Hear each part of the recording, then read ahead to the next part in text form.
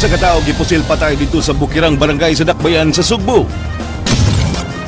Hapon gidakop tungod sa pagdala sa usa ka batan-on sulod sa usa ka motel nga iyang nakaila sa usa ka internet dating site. Mga pulis mopasaka og sumbong sa Department of Justice, Ombudsman ug Korte Suprema batok kang Fiscal Mary Ann Castro.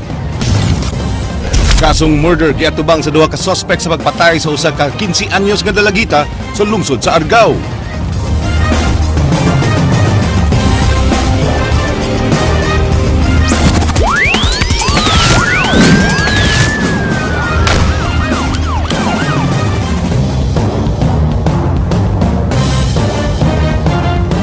May hapon Sugbog Kabisayan, usa ka lalaki gipusil patay sa duha ka mga nagsakay og motorsiklo sayo kaganihang buntag sa Bukirang Barangay sa Pungol, Sibugay ning syudad. Sa mad pinusilan sa ulo ang naangkon sa biktima, hinungdan sa hinanali niining kamatayon. Kini ang eksklusibong giaksyonan ni Ray Pasaporte. Dinhidaplin sa karsada sa Sitio Buanon sa Barangay Pungol, Sibugay, nagbuyod ang patayng lawas ni Wendell Caping 49 anyos, residente sa Barangay Taptap, human gipusil pasado alas 6 kaganihang buntag. Samad pinusilan sa ulo ang naangkon sa biktima, hinungdan sa hinanali ni ining kamatayon. Si Lilibeth de la Serna, kinsa mo'y tag-iyan ining tindahan, nibatig kahadlok gumikan sa lanog nga buto sa armas, ug mao'y iyang nakita nga nahagba dayon ang biktima. Ang akong nabantay nga naray ni Butong, akong anak yung anak ko giuyog kay silbi nag-atbang ba sila. Diri man nagbarog akong anak. Pero magina kong kuyawa kay nipiti man ang nipiti sa among ato. Paglingan ako, natuwad man dit namin natuwad. Ako ay si Windy nganong natuwad man uy.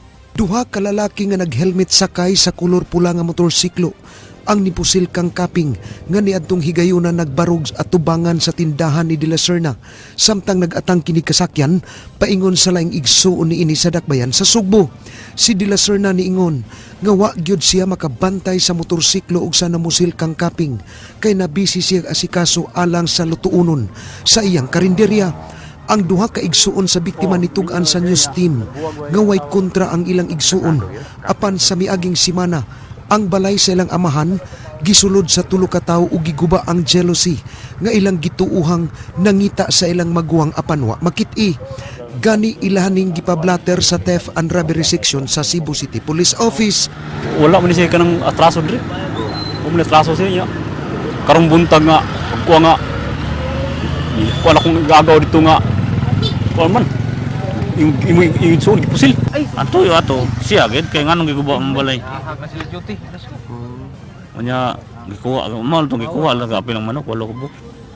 Ya nay nakita diha silingan. Nagpasalba pa ko na pagdagikan. Mao lagi to. Wa dito ba ini? Ya ni kumpiyansa wa. Murag gi kuan siguro ni siya gatangan. Ilabyan lang ba? Wa patay motibo na siya. Wala pa mo tiya to gi kuan ron. Nakuha sa crime scene ang usa ka kabhang sa gituhang kalibre 45 nga armas samtang gipangita pa ang mga responsable sa krimen. Alang sa Aksyon Bisaya, Ray Pasaporte, News 5. Giila nga level 3 drug pusher nga naglihok sa syudad sa Lapu-Lapu na sikop atol sa gipahigayong drug raid kagabi. Ang detalye sa report ni Jinky Rosit. Nasikop sa mga sakop sa City Intelligence Branch ang level 3 drug pusher nga mo'y subject sa ilang buy-bust operation nga si Florian de la Calzada Katipay, 26 anyos nga temporaryong nagpuyo sa City Humay-Humay, Barangay Paho, Lapu-Lapu City nga lumad nga taga syudad sa Karkar. Si Katipay gidakop human kini mitunulog usa ka putos sa ginadiling drogas ngadto sa pulis nga mo'y mipalit kaniya pasado alas 10 kagabi sa naasi nga lugar. Lakip nga nasikop si Henry Jacamos de Lima, 46 anyos nga taga Barangay Gunob, kinsa mo'y gitudlong tig-suplayan og drogas ngadto sa suspect. Nasakmit gikan kanila ang 23 kagagmayng putos sa gidiling drogas nga mobalor og 17,000 ka pesos, lakip na ang drug paraphernalia. Apan si De Lima, hugot nga mihimakak nga may kalambigitan siya sa naasing iligal nga negosyo. Dili ko lang. Isam to. Ilahar man ito mo, ilam itong kuwan. Dili mo kong gawas, ilam kong pick up. Ilan mo ni? Dili. Yun naman ka dito dapita. Ito mo sinda, nag-inom ba? Gitudlo ko na natong naluyo negro. Si Chief Inspector Mark Gifter sukalit mipadayag nga taud-taud nang gipanid-an ang maong suspect nga gituuhang mo'y nipuli og pamaligya og droga suman na sikop ang kapuyo niini nga si Rochelle Campos niadtong buwan sa Pebrero. Prior sa atong bypass operation na naka-receive tag information that was 2 weeks ago, and atong gi-validate, and indeed we also utilize informant nga naagyoy pagbebenta ng shabu. Mapasalamato ng kapulisan sa komunidad sa kooperasyon nila aron madakpan dayon ang mga subject. Ang suspect sa buy-bust operation mibalibad na sa paghatag og dugang pahayag kabahin sa maong insidente. Alang sa aksyon, Bisaya, Jing Kerosit, News 5.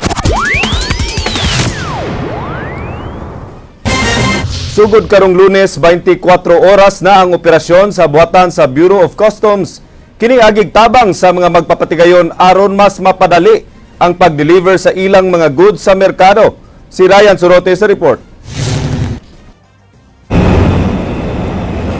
Magsugod sa gabi hangtod sa kadlawon ang pag-deliver sa mga produkto dinhi sa Sugbo sa mga dagkong truck. Subay kini sa mga gipatuman nga truck ban sa mga dakbayan sa Metro Cebu. Uyon ini ang mga magpapatigayon sa Sugbo. Apan ang problema nila ang Bureau of Customs nga way opisina sa gabi o weekend. Alang sa mga kumpanya sa Mactan Export Processing Zone o Cebu Chamber of Commerce and Industry, kinahanglan abli ang customs sa gabi aron makadeliver o dili matanggong ilang mga produkto. Our problem is we operate 24/7. So customs is part of the logistics chain. Now, if there is no support of customs during certain times of the day because they are not there, then we cannot move. We'll have to wait for them. Dugay na kini nilang nga yango sa mga magpapatigayon sa Sugbo. Kaganiha, ato sa stakeholders meeting sa Cebu Ports Authority, mitambong mismo si Customs Commissioner Albert Lina og mipasalig nga mag 24 hours operation na sila din sa Sugbo sugod Lunes. Matod ni Lina, tabang kini sa customs sa mga importers ug sa ubang mga negosyante aron mapadali ang ilang operasyon. Gawa sa customs, mag 24 hours operation na usab ang Philippine Economic Authority ug Cebu International Port. Nanawagan usab ang customs og donasyon nga mga computers nga kinahanglan nila alang sa pag-extend sa ilang operational hours ngadto sa 3 ka shifts. Problema karon sa customs nga way bangko ang abli 24 hours nga gikinahanglan aron makarelease og produkto ang buhatan. We will respond, we will call 24/7 also ang Bureau of Customs. Ano ba ibig sabihin of meaning to say that you can process your papers if our customs people will be there to accept your entry any time of the day. The banks are already supposed to be online. However, there is a certain manual intervention by the bank in order to approve the payment. We want that automatic. That's all. May pasalig hinuon ang Cebu Chamber of Commerce and Industry nga sila mo'y musuwat sa Bangko Sentral o sa mga bangko din sa Sugbo aron ma-extend ang ilang operasyon ngadto sa gabi o bisan sa weekend. And we hear you also that we will work with the banks. There are so many of them, so I know it will be a long process, but we will initiate this particular dialogue with them to see how we can address the 7x24 with regards to their operation. Alang sa Aksyon Bisaya, Ryan Sorote, News 5. Konsehal sa Dakbayan sa Sugbo nang himakak nga siya ang responsable sa pagpasaka og kaso sa iyang kaatbang sa pagka-congressman karong eleksyon. Apan miangkon kini nga maoy mi follow up sa kaso sa buhatan sa ombudsman. Kini giaksyonan ni Edwin Cañete. Nanginaw si Konsehal Jerry Carillo nga siya mo'y responsable sa pagpasaka og sumbong sa ombudsman batok ang Congressman Bibot Abellanosa. Apan giangkon ni Carillo nga siya ang nag-follow up sa kasong grave misconduct batok ni Abellanosa. Matud niya ang kaso gi-file dihang kaubang pa sila og partido. Ang duha mga sakop sa BOPK sa wala pa mitapon si Carillo sa Team Rama. Ang ombudsman mipahamtang og silot kang Abellanosa nga dili mamahimong muhupot og bisan unsang katungdanan sa gobyerno hangtod sa hangtod. Apan hangtod karon wala pa mapatuman ang silot nga ipahamtang sa ombudsman. Ang COMELEC has to decide once and for all to implement the ruling of the ombudsman. because as far as the Supreme Court is concerned, the Ombudsman ruling on administrative cases is final and executory. Dito bago sab ni Carillo ang gipadayag ni Abillanusa nga angayan maningkamot si Carillo kay sigurado na si Abillanusa sa iyang kadaugan. Ang duha nag-atbang pagka-congressman sa South District sa Dakbayan sa Sugbo. Ayun lang, paningkamot na sa siyang kaso. Kaya the worst is yet to come for him because the Sandigan will have its own. Si Abillanusa gikiha sa buhatan sa ombudsman tungod sa pagpaeskwela sa mga scholar sa Dakbayan sa Sugbo, siyang eskwelahan samtang konsihal siya sa Dakbayan ug sakop sa komitiba nga mupili sa mga scholars. Si Abillanusa miapilar sa desisyon sa ombudsman. Alang sa Aksyon Bisaya, Ed Cañete, News 5. Fiscal Mary Ann Castro posible nga magatubang og suspension o disbarment kung mapapatud-an nga sad-an sa iyang nahimo. Kinigaksyonan ni Jinky Rosit. Way nadawat nga opisyal nga reklamo ang Integrated Bar of the Philippines sa kontrobersiya nga giatubang ni Cebu City Assistant Prosecutor Mary Ann Castro.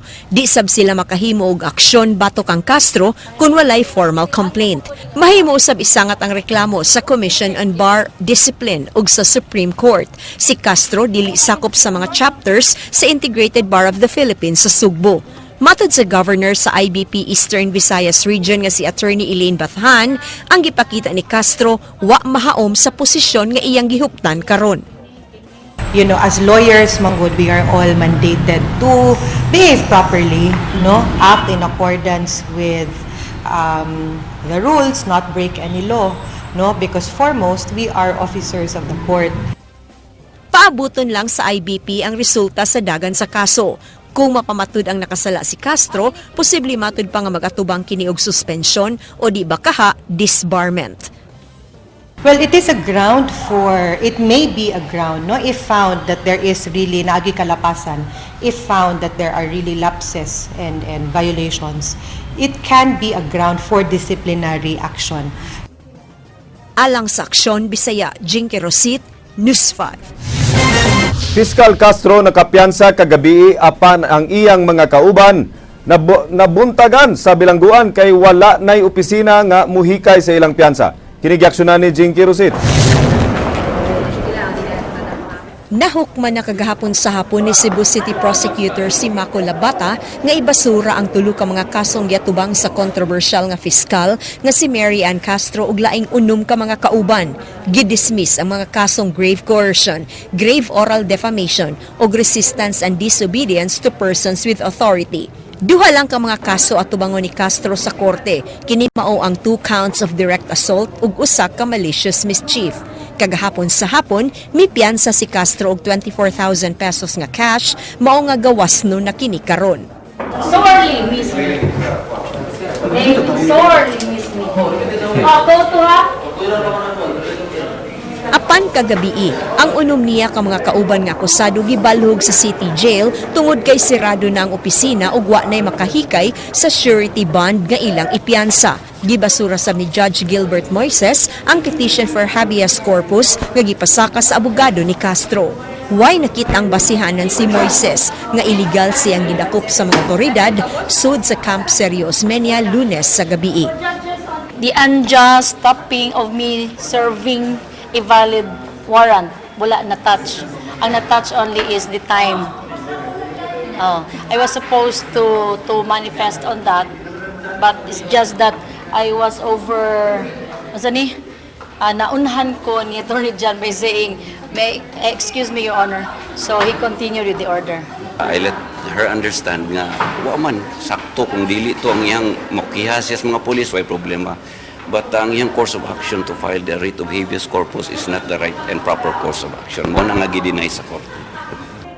Gitakda nga karong semanaha, husayo na sa korte ang kasong direct assault batok sa 7 ka mga akusado. Alang sa Aksyon Bisaya, Jinky Rosit, News 5. Sa way daghang kuti gikuha ni Fiscal Castro ang iyang sakyanan gikan sa mga pulis nga nagdakop kaniya. Nagdumili si Castro sa pagpahigayon og inventory sa mga gamit sulod sa sakyanan ug mipasalig nga dili siya mukiha kung dunay nawala sa iyang sakyanan. Apan mga pulis wala mo kumpiyansa. Kinigaksyonan ni Jinky Rosit. Duha ka gabi nga gikustudiya sa mga pulis kining puti nga Fortuner nga iya ni Fiscal Mary Ann Castro human siya gidakop tungod sa komosyon nga nahitabo sa kampo niadtong Lunes sa gabi.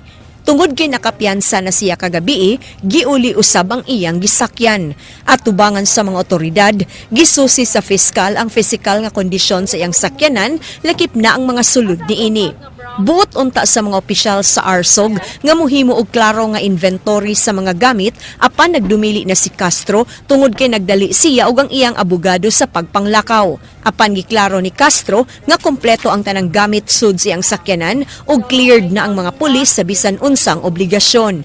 Mipirma hinuon sa inventory ang abogado ni Castro. Since everything is in order, sa ilang kikadlokan kay ang purpose ko nila is kaso ko kung robbery, so I will not file a robbery case against the policeman. All clear. All clear. Gipasabot sa hepe sa ARSOG Police Superintendent Arnold Palomo nga gikordon nila ang sakyanan alang sa seguridad sa complainant ug mga pulis. It's not an object of an offense or it's not exhibited as evidence against her. So just to to secure and to be safe yung sasakyan from any allegation or any offense, no. Dali nga mibiya sa Camp Sergio Osmeña si Castro, kuyog ang iyang abogado. Alang sa aksyon, Bisaya, Jinky Rosit, News 5. Naglaraw karon ang mga kadagkuan sa PRO7 sa pagdangop sa DOJ, Supreme Court ug Ombudsman. Aron manubag si Fiscal Castro sa gibuhat niya sa mga pulis. Si Ray Pasaporte sa detalye. Yes, I was just called here to give the input sa legal action nga ilahang ma-decidean to file against Fiscal Castro. And Gipatawag sa kadagkuan sa Police Regional Office 7 si Manlalaban Inocencio de la Serna kaganihang buntag aron pangayuan unsay sunod nga himuong lakang. Batok ni Assistant Cebu City Prosecutor Mary Ann Castro human gidismiss ang tulo sa 5 ka kaso nga gipasaka sa kapulisan kagahapong adlaw. I am told that they are very serious about pursuing all avenues and all cases before the different courts, the different agencies nga ilang i-file nga ma-filean si Fiscal Castro. I told them about the legal nuances about this and the due process that we have to give, and ang amo lang is the input nga among ihatag nila. Usa sa ilang gisgutan kaganiha ang lakang nga mudangop sila sa Department of Justice kun DOJ sa tinguha nga ipasuspenso si Fiscal Mary Ann Castro. Laing lakang nga mudangop usab sila sa buhatan sa Visayas Ombudsman og Supreme Court. Matud ni De La Serna kun makadesider na ang PRO7 andam siyang mutabang niini. Dugang niya nga muduso silag motion for consideration ngadto sa korte human gidismiss ang tulo ka kaso sa 5 nga gi-file sa kapulisan batok sa fiskal. So mag-file mi og motion for reconsideration apart from the fact nga ni-insist magyud ang kaning mga police officers concerned nga even if ever na-dismiss na to, they will file on their own personal capacity. Bisan nakapiyansag 24,000 pesos si Castro sa duha ka kaso, apan duna pay laing duha ka kaso ang isunod sa pagpasaka ang kapulisan bato kaniya. Matud ni De La Serna wa madungan ang duha ka kasong physical injuries sang litwa dayon makuha ang resulta sa medical certificate nila ni Senior Inspector Will Burlat ug Senior Inspector Sintinta. Si Burlat gipaak ni Castro samtang na-dislocate usab ang kamot ni Sintinta atol sa komosyon tali sa kaubanan ni Castro atol sa pagsung niini sa buhatan sa Regional Special Operations Group ni adtong Lunes sa gabi. Sa iyang bahin si Senior Superintendent Ray Lindon Lawas, Deputy Regional Director for Operation, nagkanayon tanang remedy ila kining himuon batok sa fiskal ug usana niini ang pagpasaka og kasong administratiba. Looking also on that possibility, so we will sit down with our legal service and with Attorney Serna, with the guidance of our regional director. We will be studying everything in support to our police personnel. Alang sa Aksyon Bisaya, Ray Pasaporte, News 5. Gisugyot karon sa labaw sa Mactan Cebu International Airport ang sub-sub nga pagtuon alang sa mas hapsay nga solusyon sa Mandawi-Mactan Bridge. Sa higayon nga sirhan na ang maong taytayan. Ang detalye sa report ni Ryan Sorote. Dulan sa 14,000 ka masakinan ang moagi sa First Mactan Bridge kada adlaw. Konsirada ng usa ka lane, mobot gihapon sa 7,000 ka masakinan ang moagi sa tulay bisan giayo kini base sa datos sa Department of Public Works and Highways ngatong 2012. Susamang gidaganon ang gimanabana nga mohugop sa Second Mandawi Bridge nga moresulta unya sa grabe sab na traffic. Mao kini ang mga senaryo nga nakita sa General Manager sa Mactan Cebu International Airport nga si Nigel Paul Villarete sa buwan sa Abril sa pagsira sa First Bridge. Matod ni Villarete, moabot sa 4 ka oras ang mamugna nga traffic sa unang adlaw sa pagsira sa karaang taytayan. Mo-improve ang dagan sa traffic sa sunod nga mga adlaw apan moabot gihapon sa tag 2 ka oras ang paingon og gikan sa isla sa Mactan. I understand how traffic works, and if the first lane, if one lane of the existing bridge will be closed anytime next month, the first day we will experience 3 hours, 4 hours traffic. And for me, that's normal. Makatabang ang mga giplano nga pagpalawig sa mga ferry boats o mga barge apan. Gamay lang kini og epekto. Sugyot niya, mas maayo gyud nga dunay mga alternative routes nga maagian nga wa sa dakbayan sa Lapu-Lapu ug Mandawi. Tambag ni Villarete nga tun-an pag-ayo ang mga gibuhat nga mga lakang sa pag-alibyo sa kahuos sa traffic sa pag-ayo sa First Mactan Bridge. Usa ang DPWH sa gipatawag sa stakeholders meeting sa Cebu Port Authority kaganiha apan way representante nga miabot sa tigom. Tun-an ni Villarete ang mga dokumento gikan sa DPWH kung igog epektibo ang plano sa buhatan alang sa pagsira sa tulay. There might be about 8 to 10 possible solutions. No, we will evaluate each. Are these doable, and will this decrease traffic congestion by how much? And of course, I think common sense will tell us the solution that will decrease it the most should be done first. Alang sa Aksyon Bisaya, Ryan Sorote, News 5.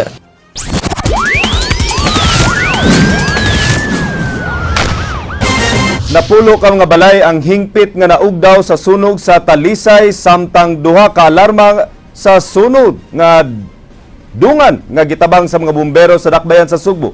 Kini giaksyonan ni Ray Pasaporte. Nahitabo ang unang sunog kagahapon sa hapon sa Sitio Tiago, Barangay San Isidro, Siyudad sa Talisay. Pasado alas 3 sa hapon kagahapon. Matod ni San Isidro Barangay Captain Marieta Bukaw, 18 ka pamilya kun 68 ka mga individual ang naapektuhan sa pag-ulbo sa kayo nga nagsugod sa balay ni Hermohelna Rabaya. Gituuhan nga faulty electrical wiring maoy hinungdan sa sunog. Temporaryong nagpasilong sa tent ang mga nasunugan samtang gitabangan na sab sila sa barangay ug sa Talisay City Social Welfare Development Office.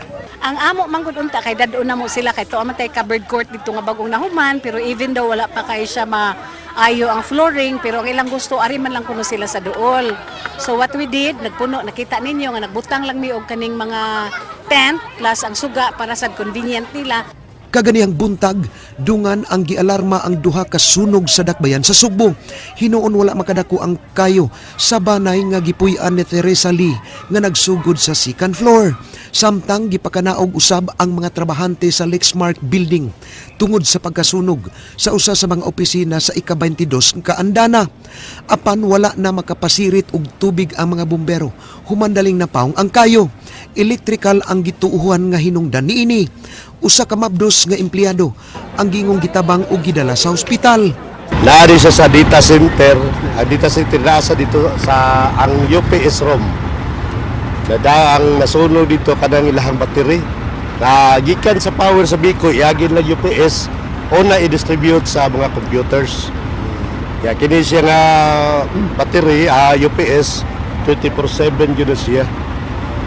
Wala ka ko sa damage ka ko. Wala, ang na-damage na yun niya nga gahimo tag ventilation.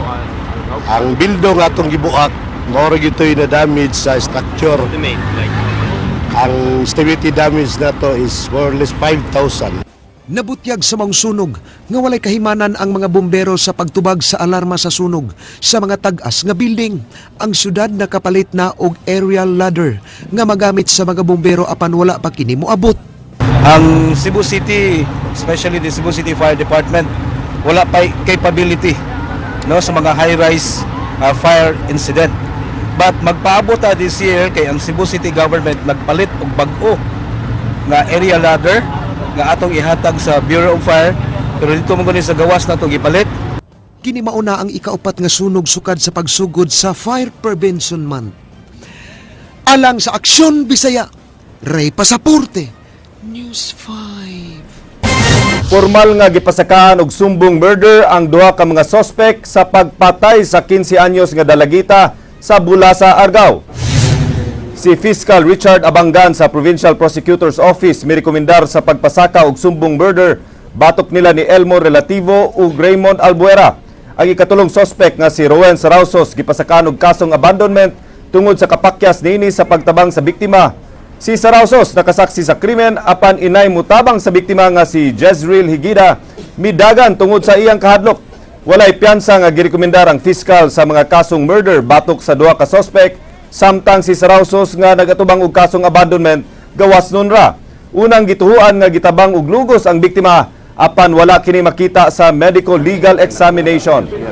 Pamakayan palikon sa atong ipasaka nga kaso nga murder batok sa mga akusado. 69 anyos nga hapon gidakop tungod sa pagdala sa usa ka 15 anyos nga batang babay sulod sa usa ka motel. Kini giaksyonan ni Edwin Cañete. Nadakpan sa mga sakop sa Provincial Women's Commission ug National Bureau of Investigation ang usa ka Japanese national dito sa usa ka motel sa South Reclamation Area. Si Yoshio Moreno, 69 anyos, nga byudo ug usa ka retirado nga kusinero nga taga Tokyo, Japan, gidakop sa mga sakop sa PWC ug NBI. Si Attorney Donna Inisen sa PWC nagayon nga si Moreno ug ang 15 anyos nga babae nagkita sulod sa motel makatuluda kahigayon. Una dinhi niadtong Pebrero 23 nining tuiga ug ikaduha niadtong Pebrero 25. Gipasaligan sa hapon ang batan-on nga hatagan og cellphone og 2,000 pesos. Nila gitagaan yun si ang minor o kwarta in the amount of 2,000 pesos and also ipakaon and then we promise nga i-buy og cellphone. So instead of the cellphone, she was given money to buy the cellphone. In the amount of 2,000 pesos on both occasions. However, yesterday, syempre, nag-intervene naman Si Vice Governor Agnes Magpali nga nangulo sa Provincial Women's Commission mibutyag ang ginikanan sa bata mao'y misumbong kaniya sa nitabo sa ilang anak. Nga, ang amahan accompanied by his employer, the Mr. and Mrs. Gyud mo ni Ari. Yeah, and then so we refer this to the technical working group. That's how NBI came in. Kay we don't do man the actual arrest kay ba mo sa role sa PWC, and we always coordinate with our kanang atong stakeholders. Mato ni Magpali nga nagbalampusan ng ilang kampanya sa mga ginikanan o ang ilang pagpakatap sa mga streamer sa mga hotline numbers sa ilang buhatan. Giangkon ni Yoshio Moreno nga iyang nahilabtan ang babae makaduha kahigayon. Apan wala siya masayod nga usa di ay ka minor de edad gumikan kay iya lang nasayran pinagi sa picture profile sa internet nga nagpangidaron na siya og 19 anyos ang maong babay. Iyang giangkon nakahatag siya kwarta og cellphone ngadto sa batan-on. Yes. How many times, sir? 2 times, I think. South time, then... Where did it happen? In a hotel. Ang duha nagkaila pinagi sa internet hangtod nga miabot sa panahon nga nagtiksanay na sila. Alang sa Aksyon Bisaya, Ed Cañete, News 5. Nailha na sa kapulisan ang tanod nga sospek sa pagpusil sa duha ka babay sulod sa karinderya sa Sambag 2. Kini giaksyonan ni Ray Pasaporte. Giila na angan sa tanod sa barangay Sambag Uno nga usa sa duha ka suspitsado nga nipusil patay ni Trebelisa Navales ug niangol sa uyab nga tumboy nga si Resami Pipito. Ang duha ka biktima gipamusil sa kanaanan nga gipanag-iyan ni Navales ni adtong Pebrero 24 sa gabii sa Sitio Laguna, barangay Sambag Uno. Kaganihang buntag ang bana sa namatay nga si Joselito Navales kuyog sa ugangang babae ug ang naangol nga si Resami Pipito niadto sa buhatan sa homicide section aron kuhaan sila og affidavit sa kapulisan. Si Pipito kinsa nakaangkon og tulo ka samad pinusilan nakagawas ni adtong Marso 1 sa Cebu City Medical Center. Si Pipito maoy nakaila sa usa sa duha nga namusil kanila nga tanod sa barangay Sambag Uno. Matud niya, ang tanod maoy nipusil kang Trebelesa samtang gipusil usab siya sa laing kauban niini. Si Joselito nga bana sa namatay nga biktima ni patimaw sa kapulisan aron pagpadayag nga wala siya ay kalambigitan sa nahitabo. Siya unang gidudahan sa iyang bayaw nga posibleng siya ang gasugo kay gibaharan man niya ang iyang asawa ug tumboy nga pamatyon.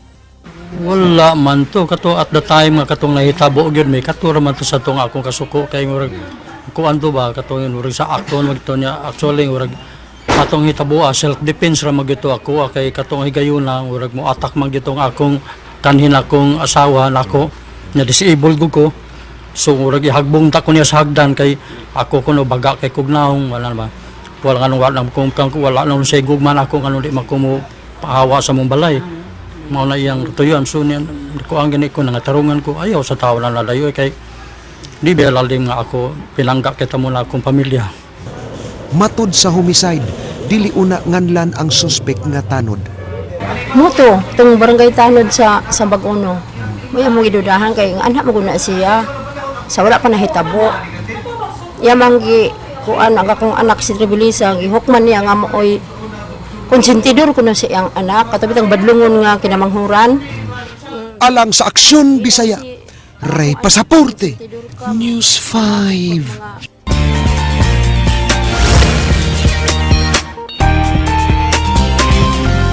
Happy vibes lang sa TV5!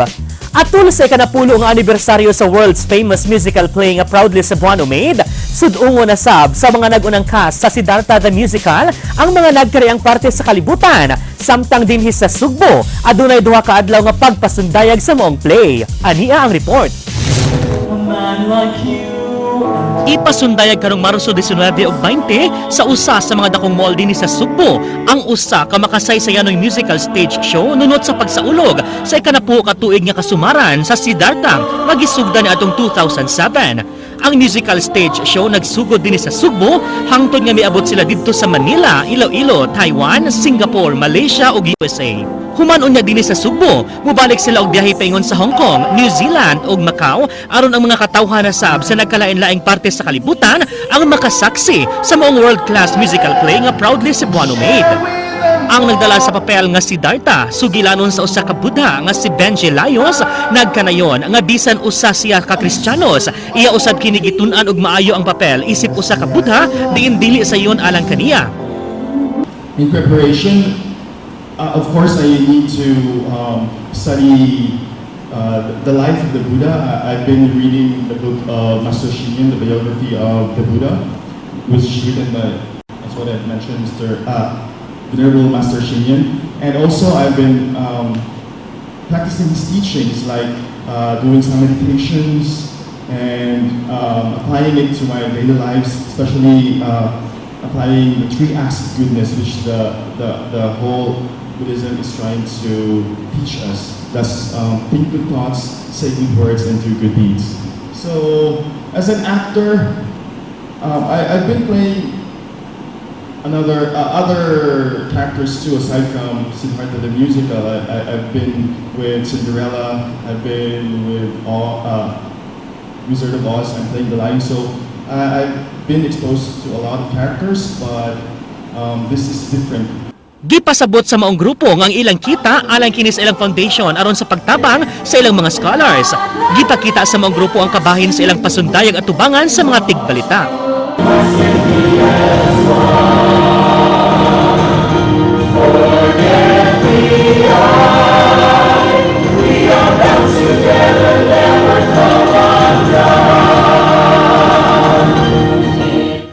highlight sa mga musical play mao ang pag-showcase sa mga talentong tatak Cebuanon o kini gi-produce sa Po Guangshan ug Buddha Lights International Association Philippines. Gipakita din niya ang bulawanong pagtulunan nga kakuhaan og leksyon gikan sa kinabuhi ni Siddhartha kansang buhat mao nay nahimong subbanan sa minilyong katawhan lukob kalibutan karong panahon.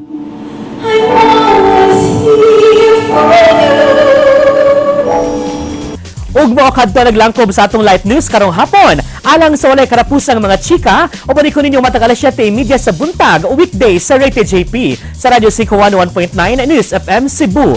Kini si JP Laukat Sir ang atong word of the day nagkanayon. The beautiful women of today are maybe the men of yesterday. Agay!